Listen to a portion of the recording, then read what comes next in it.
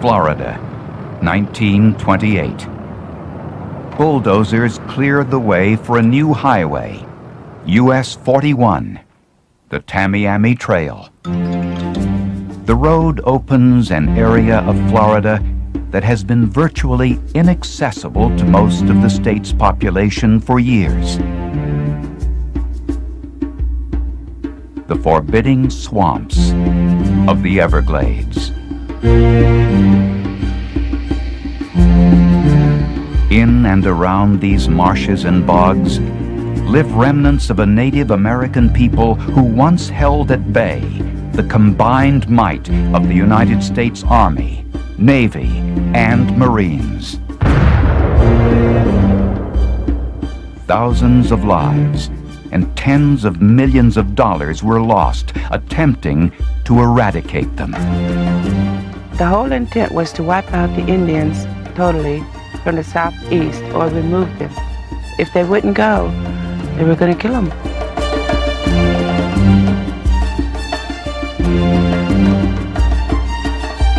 But the people of this land, the Seminoles, stood and fought.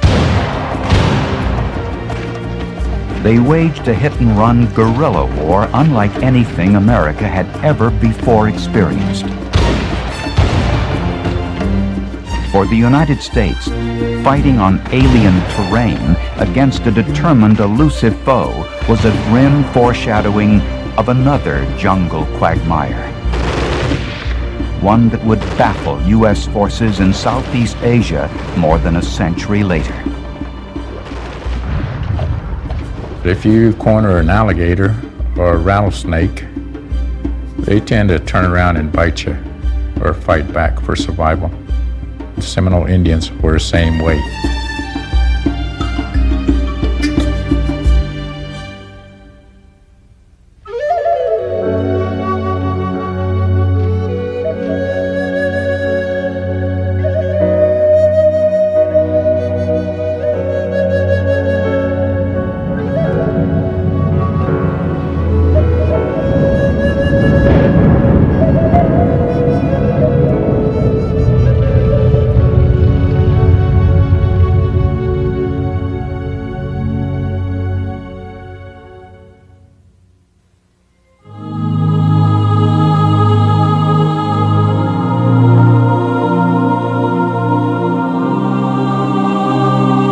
Easter Sunday, the year 1513.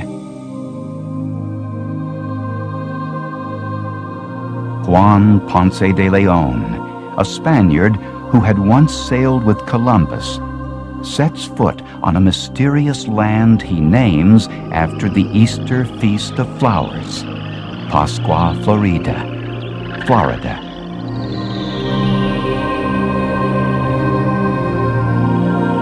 Legend says Ponce de Leon was searching this land for the fabled Fountain of Youth. But in reality, he is just one of many Spanish explorers and colonizers who sailed to Florida for power and plunder.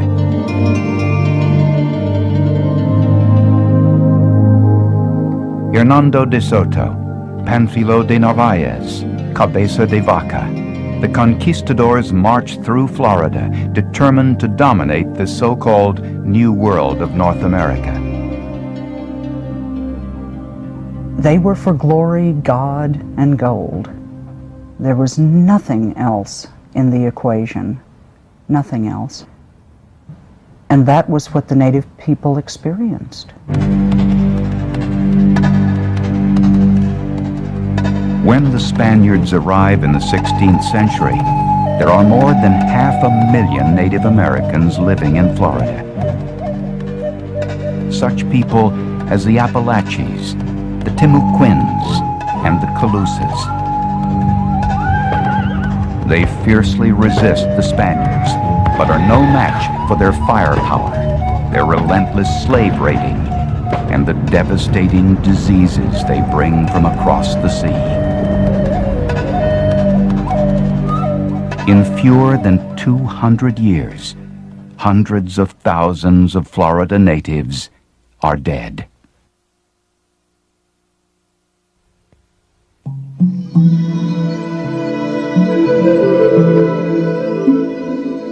1795. On the borders of Spanish Florida, other native peoples are flourishing.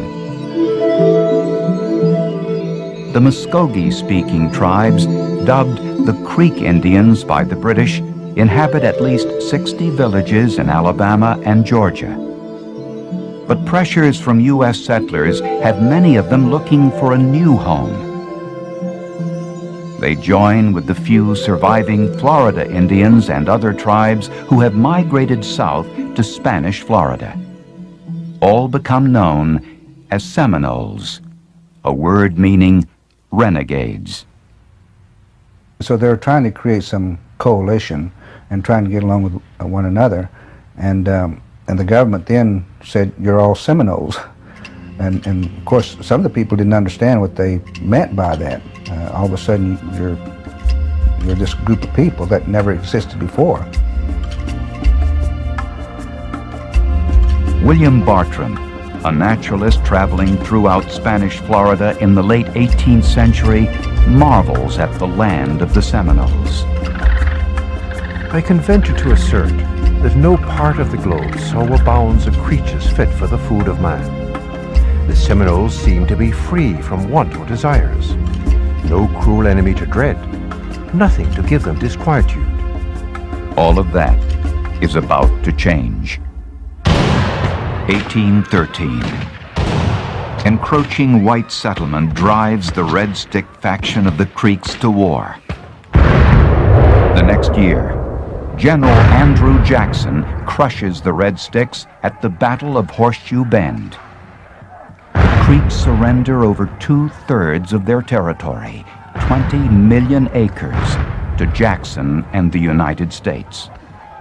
As a result of the Horseshoe Bend battle, many of those people that were left moved to Florida and became a part of what we now know as the Seminole Nation.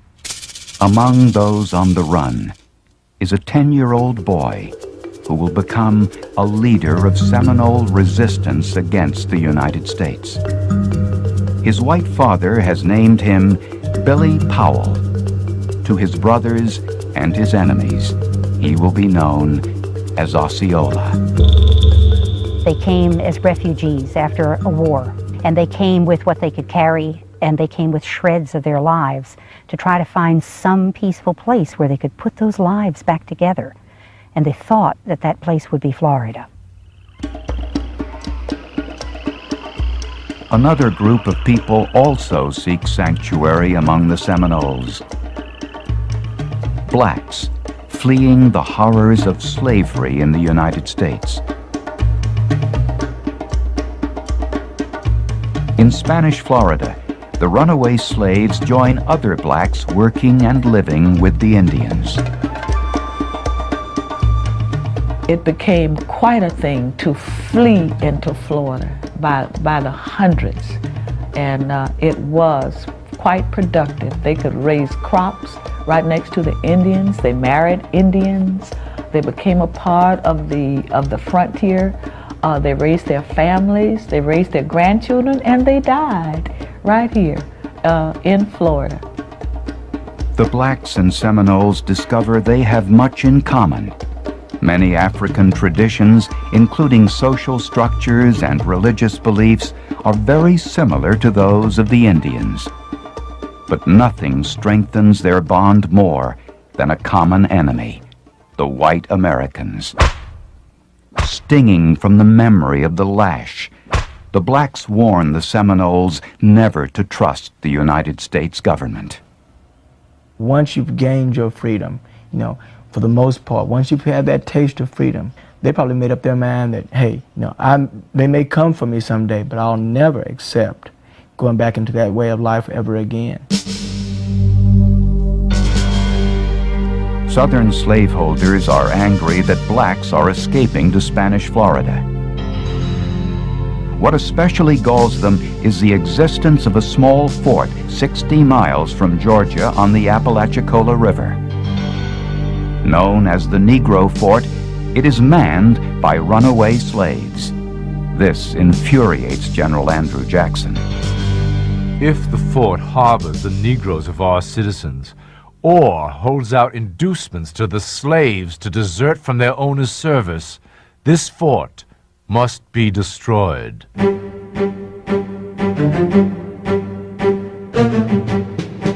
Acting on his own and blatantly invading the territory of another country, Jackson orders an attack.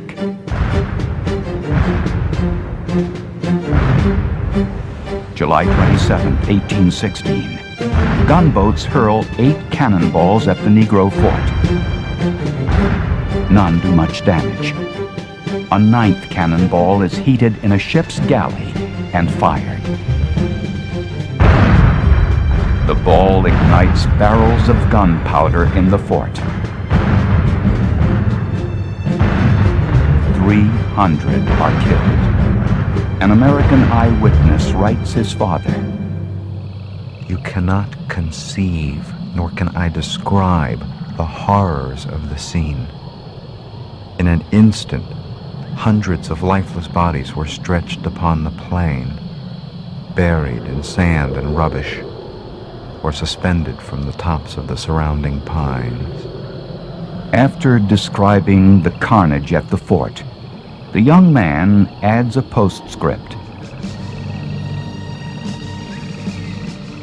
First-rate land can be purchased in Florida for 50 cents per acre.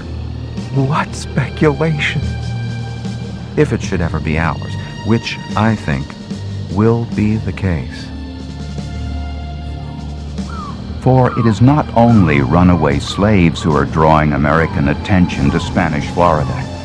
It is the promise of more land, of a strategic territory that can give the United States control of its coasts and the Caribbean. America needs Florida, one observer notes, like a body needs a foot.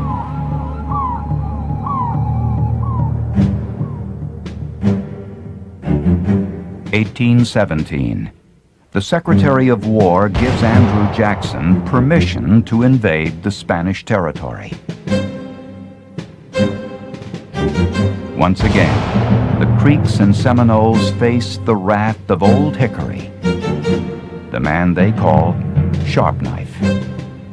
What could they think but he has come for us? He's followed us, he's found us. And there's no running further. We don't have any place else to go.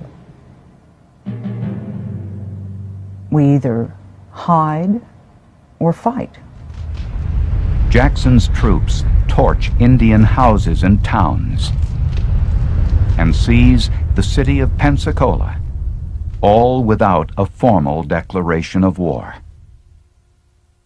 The Spanish government, weakened by other foreign conflicts and colonial revolts, cannot put up a fight. In 1819, Spain cedes its Florida territory to the United States. Andrew Jackson thinks he has wiped out the Seminole problem. But though their homes may be gone, the people live still praying for peace. The Seminoles did want to be left alone. They wanted to be what I would consider just to live as they have lived for the past centuries. To be free. But an impatient America will not let them be.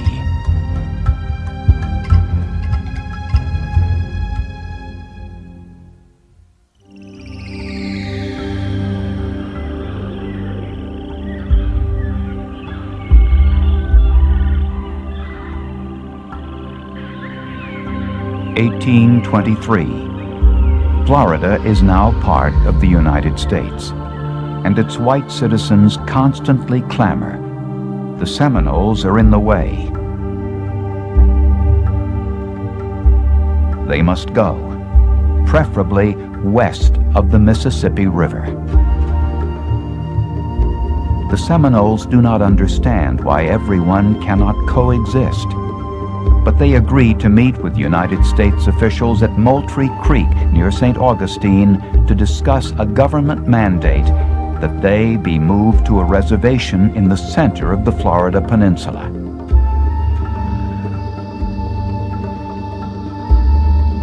An aging head chief named Neamathla pleads to remain in his homeland.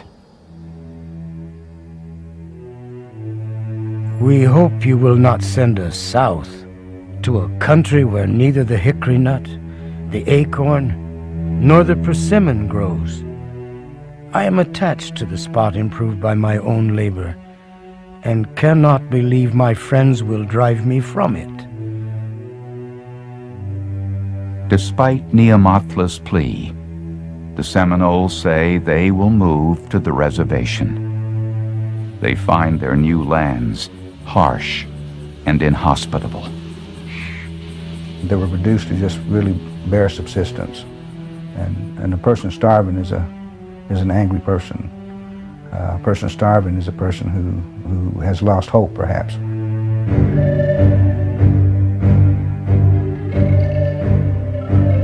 Many of the Seminoles refuse to stay on the reservation.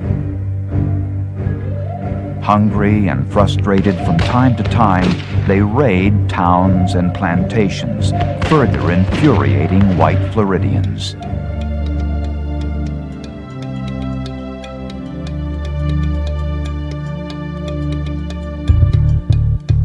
What's more, there is the burning issue that refuses to die: slavery. Many slaveholders fear that the presence of escaped blacks in Florida will incite slave insurrections. Whites are permitted to search the reservation for runaways. Often, they steal away blacks who have never even been slaves. Territorial Governor William Polk Duvall warns the Seminoles. By the treaty, you are bound to deliver all the Negroes that do not belong to the Indians. This you have not done. You are not to mind what the Negroes say. They care nothing for you, further than to make use of you to keep out of the hands of their masters. But the Seminoles will not betray their allies and friends, and the blacks are determined to stay free. This had been like a piece of heaven to them. They had built, they had harvested, they had reared their children, and here were a group of people coming in saying that we own you.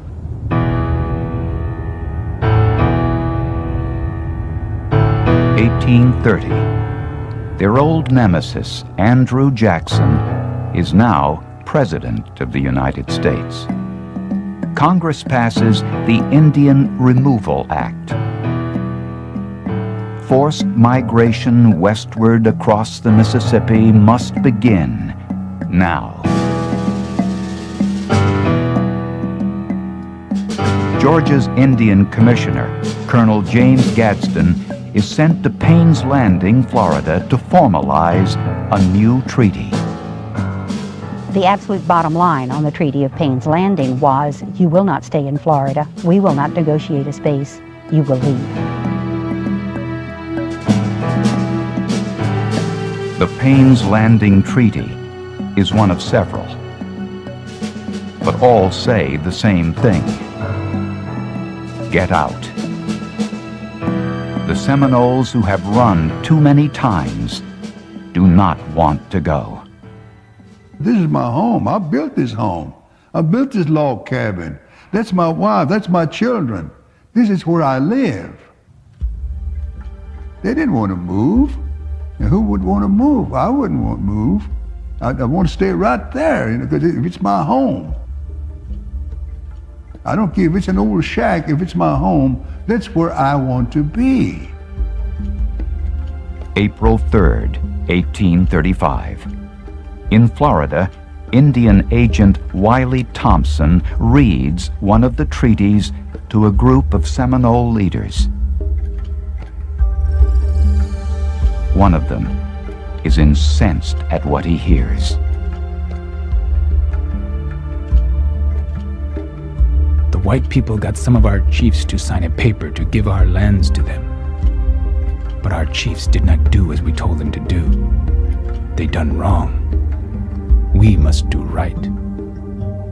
When the agent tells me to go from my home, I hate him, because I love my home, and I will not go from it. He is Osceola, the man who as a boy fled Andrew Jackson and his soldiers. Like most Seminoles, Osceola had hoped to coexist peacefully with the Americans in Florida. But Thompson's message of removal leaves him bewildered and enraged. I believe that this is the moment when everything changed in Osceola's mind. This is the moment when Osceola said to himself, Thompson will pay. And they'll see. They'll see just exactly what it means to the Indians to be pushed one more time. Although some of the chiefs agreed to emigrate west of the Mississippi to Indian Territory, what is now Oklahoma, Osceola becomes a leader of the resistance. The black Seminoles, fearful of returning to slavery, side with him. Osceola knows that only drastic action will show Seminole resistance is real. He helps plan a series of actions that will prove they mean business. Thursday, October 26, 1835. Charlie Amathla, a Seminole leader, is riding back to his camp with money the government has given him to emigrate. Osceola shoots Charlie Amathla dead. He leaves the body on the trail, the money strewn around the corpse. It is a message. This is what happens to those who betray their people and homeland. What a lot of people don't realize is Charlie Amathla and Osceola were friends. They were close. But we've got to understand that sometimes in the case of one's survival and the survival of the overall society of people, that there has to be decisions made. Friendship will not stand in the way of Osceola's fierce determination, and he will exact punishment on the Indian agent who has so arrogantly insisted that the Seminoles vanish west. December 28, 1835, 2 months after Charlie Amathla's death. Wiley Thompson and a friend, Lieutenant Constantine Smith, have finished dinner and are walking just outside the walls of Fort King. Both men are killed. Smith has 2 bullets in his body. Wiley Thompson, 14. Osceola has his revenge.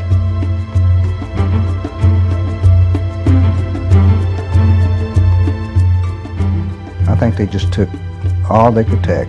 They went to the limit of human endurance as leaders to protect what they had, and they're simply willing to fight. But the fact is, we're going to fight to the end.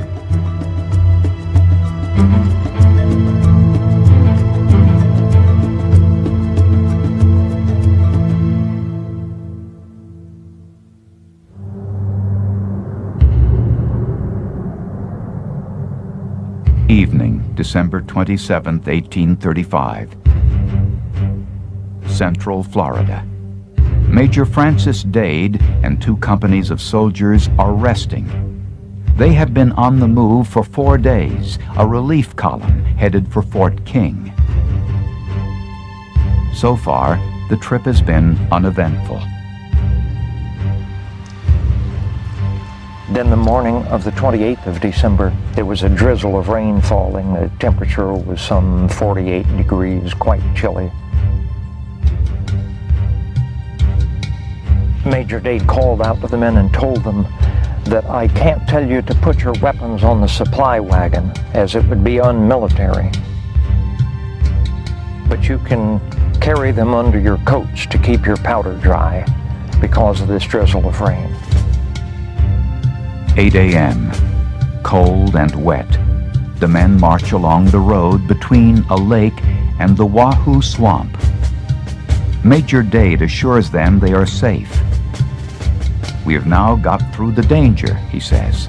Keep up good heart, and when we get to Fort King, I'll give you 3 days off for Christmas.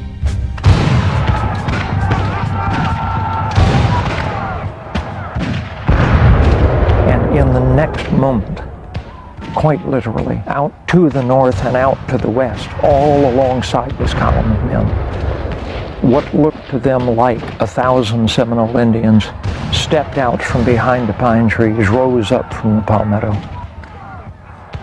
and at point blank range they fired into the faces of the command strung down this road.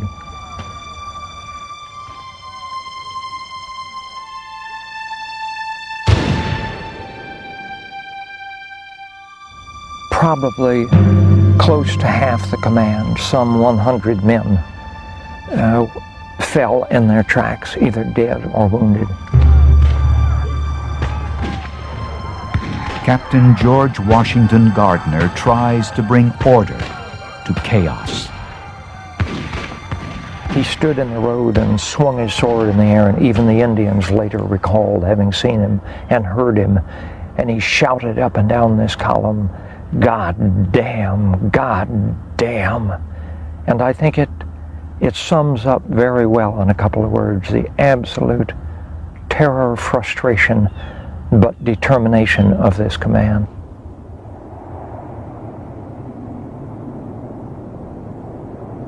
Several hours after the battle began, all but one of Dade's men are dead.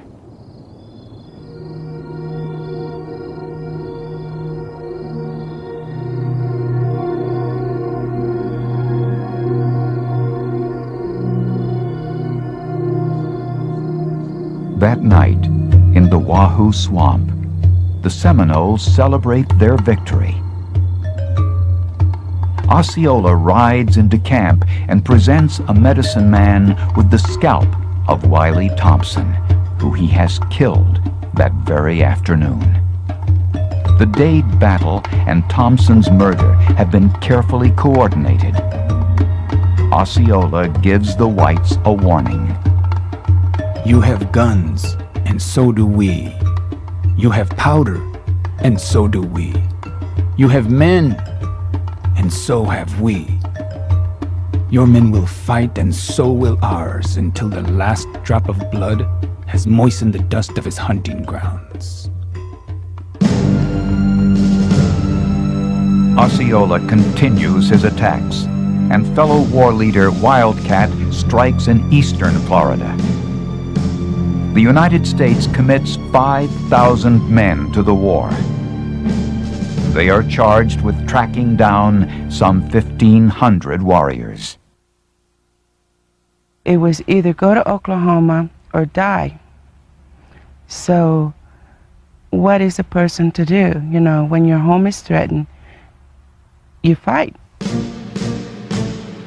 The finest generals of the U.S. command step into the fray, including the great Winfield Scott, Old Fuss and Feathers, hero of 1812 and the Black Hawk War. He arrives with a full military brass band and a thorough knowledge of European military strategies. They will do him little good in Florida.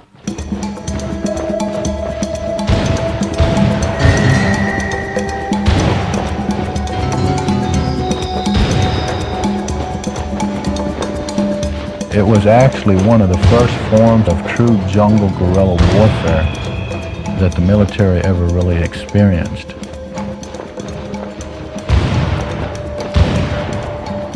And it became a very difficult task to try to remove these people from their homelands.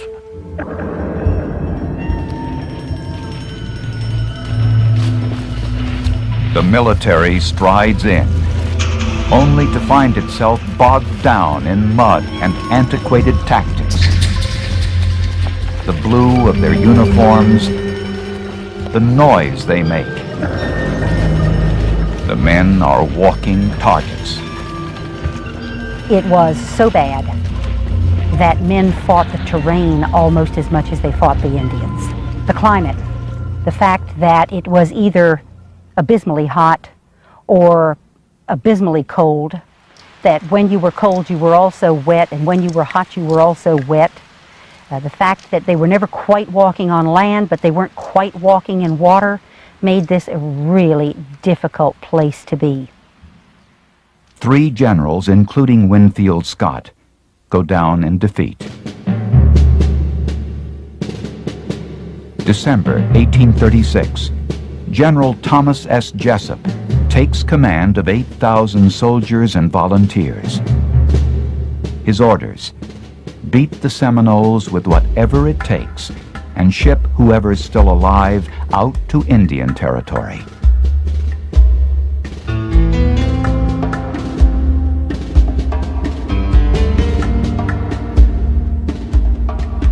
After a year of little success, Jessup decides that the only way to defeat the Seminoles is to lure them in under a white flag of truce. Tricked into believing the army wants to talk peace, hundreds of war-weary Seminoles are captured and sent west. Another violation, another lie, another way of protecting our land in a less than noble way. But to be taken over under a flag of truce was unthinkable.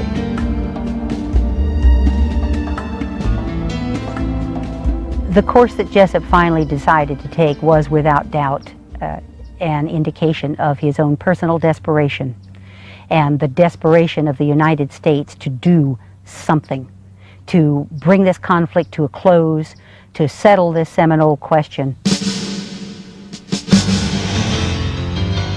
2 years of war and life on the run are taking their toll on the Seminoles.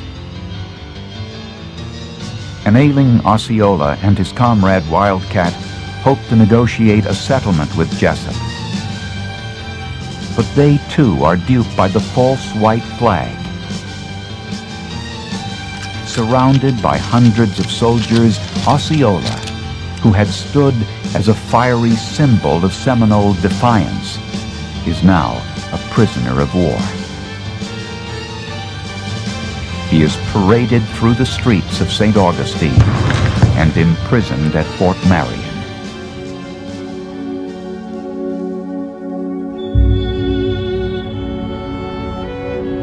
December 1837. As hundreds of disheartened Seminoles are captured and dispatched west, the government decides to ship Osceola north to a harbor fort in Charleston, South Carolina.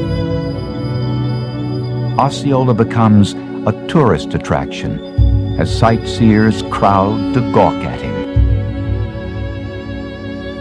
He is weak and weary, ill with malaria, and quinsy, an infected, inflamed, sore throat. George Catlin, the artist who chronicled so much of what we know about 19th century Native American life, arrives to paint his portrait. He is a most extraordinary man, Catlin writes. And one entitled to a better fate. He is grieving with a broken spirit and ready to die, cursing the white man, no doubt, to the end of his breath.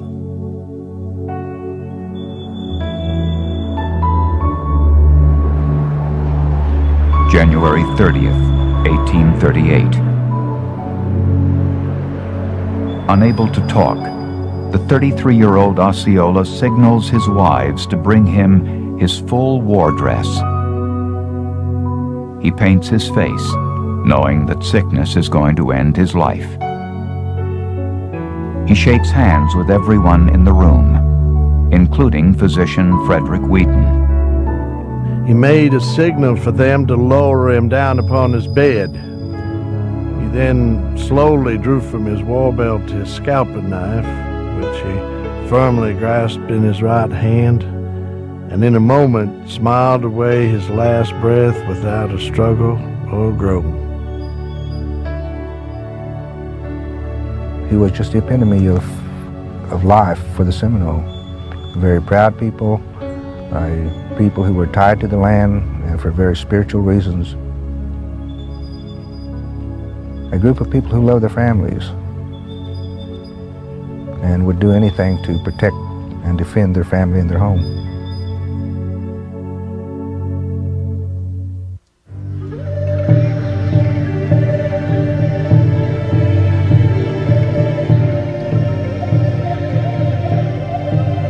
Although Osceola has been the emblem of their fight to stay in Florida, his dying does not end the struggle.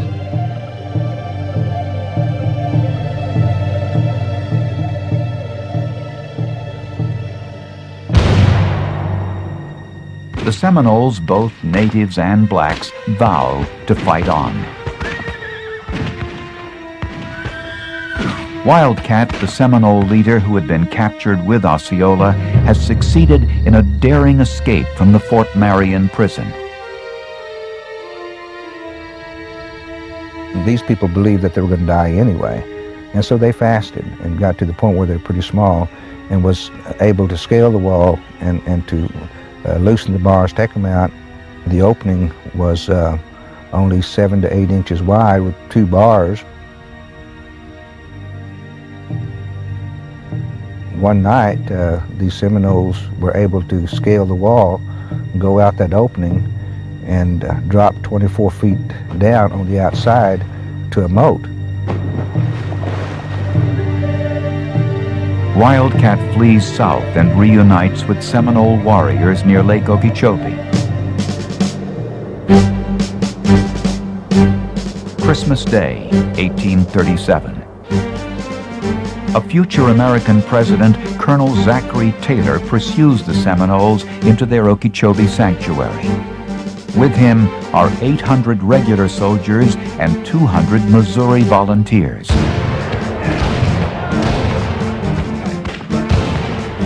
At the first volley from the Seminoles, the volunteers flee. But Taylor's regulars stay in line. The Battle of Okeechobee is the largest of the war, the last time the warriors and soldiers will meet in such numbers.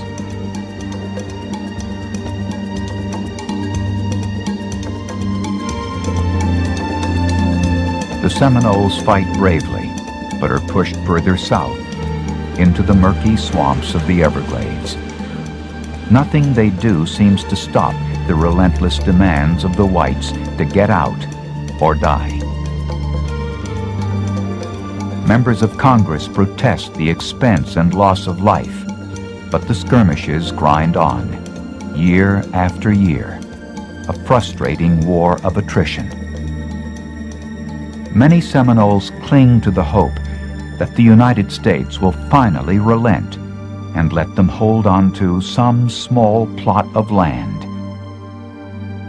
They are hungry and sick, but they will not give in.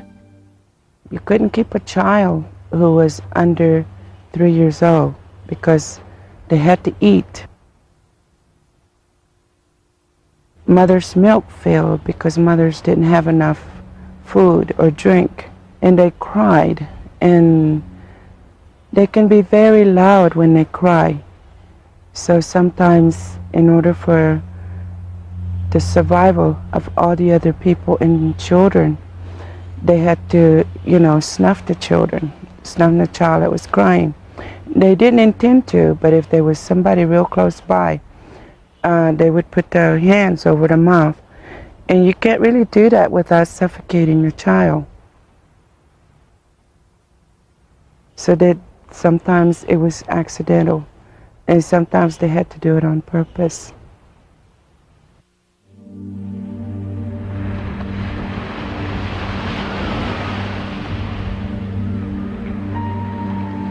One by one, many of the Seminoles decide there is no alternative to emigration. Some of the old people decided that they would not move to the new territory, that they would die on the Florida land, and they stayed behind. But some of them who had still full lives ahead of them and wanted to see the welfare of their children and of their band and of their people, to still replenish and start over again, I guess you could say, they decided to move and to go to Indian Territory. October 1841. Even the great warrior Wildcat has been captured. He and his people prepare to sail for New Orleans and the trek to Indian Territory. I am looking at the last pine trees on my land. It was my home. I love it. And to leave it now is like burying my wife and child. I have thrown away my rifle and taken the hand of the white man. And now say to him, take care of me. It was a time where once that they knew they were loaded up on the barges of the ships, that they knew they would never see that land that their ancestors had lived and abided on for hundreds of years. But to know that you're leaving and you're never going to return, that's almost like saying that being that their home was as a mother to them, that would like you having to go away and you're saying goodbye to your mother, and you know you would never see her again after this last time that you laid eyes on her. You would never see her again. Those are the type of feelings that those people that were leaving Florida perhaps could have felt.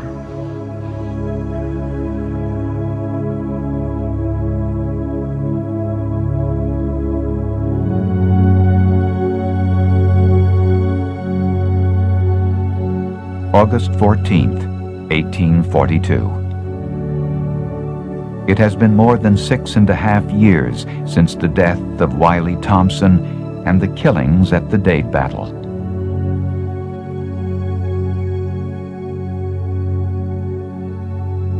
Deciding that further fighting is senseless, General William Jenkins Worth declares the war at an end.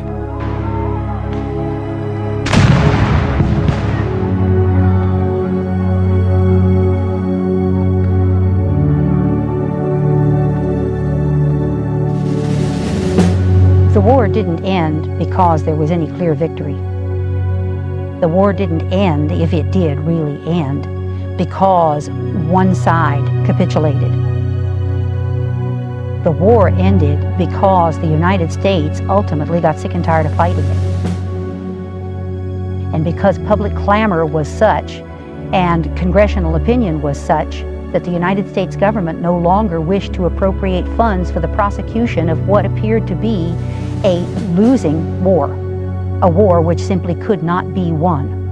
And so in 1842, it was decided by the United States government unilaterally that the war would be declared at a close.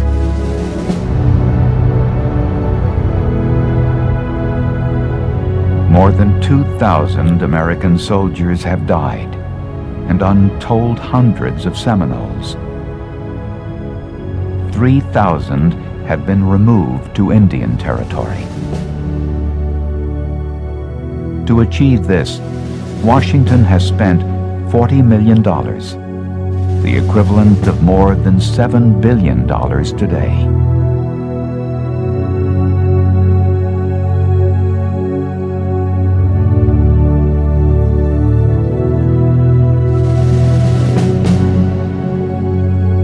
But in spite of all the money and all the bloodshed, the government never truly defeats the Seminoles.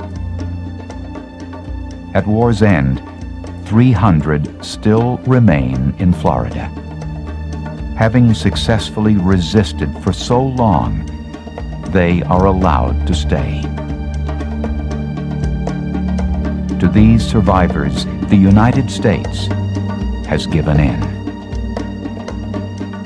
There was a certain faction of Seminoles that can actually officially say that they did not come to the point where they said, we surrender, we give up. The ones who would never officially surrender or sign a peace treaty with the government in the time of conflict with the United States.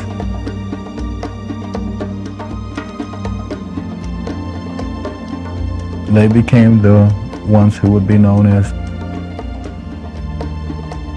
the unconquered.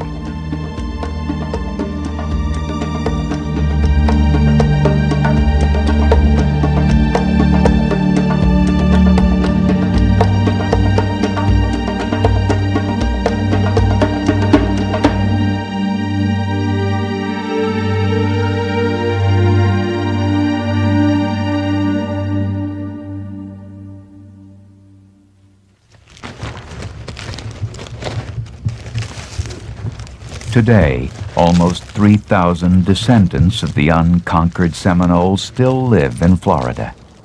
Another 11,000 are in Oklahoma, the old Indian Territory. Now, along the Tamiami Trail, the Florida Seminoles lure tourists. The alligator that he has there would weigh a little over 200 pounds. And the war they wage is economic. 61. Bingo halls have helped revive an economy that was dependent on cattle and citrus. I-16. Gambling brings in the bulk of the tribe's $30 million annual revenue.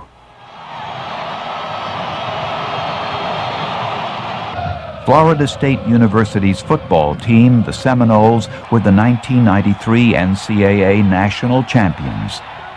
Every fall Saturday, a new Osceola rides.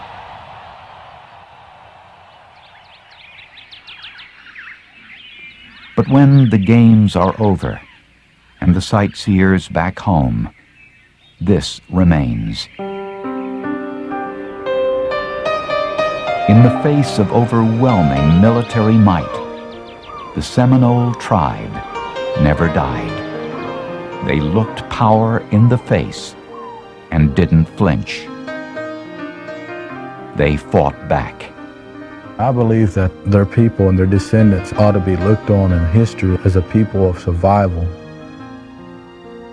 A people that, under any given circumstances, adapted and continued to hold on and to live on and to cherish life.